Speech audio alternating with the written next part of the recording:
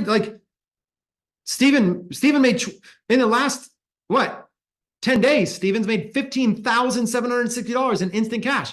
In the last 10 days, Jeffrey's made $14,060 in instant cash.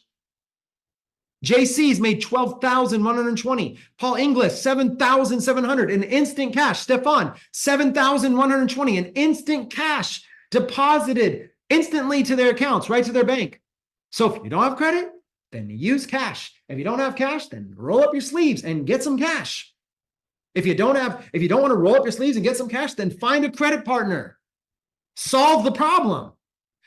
Not having credit is not a real problem. Not having money is not a real problem. That is self-sabotage. You are using it as an excuse because failure is easier to you than success. But as soon as you flip your mindset, you realize success is actually way easier than failure. I would much rather be successful than not.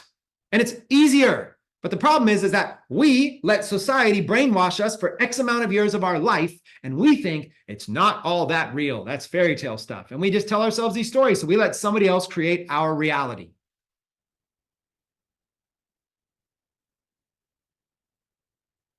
Anyways, there wasn't a shot of the person that asked, by the way. I don't know. I don't even know who it was.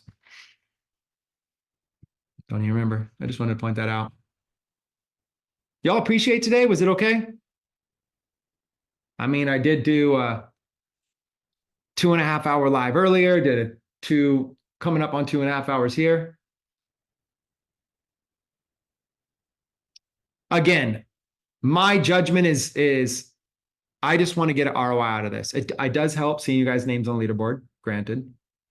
So congratulations. Cole, Mitch, Ricky, Neil, Stefan, Paulie, Jorge, Jeffrey, Steven, Terry, everybody. I mean, I can go on.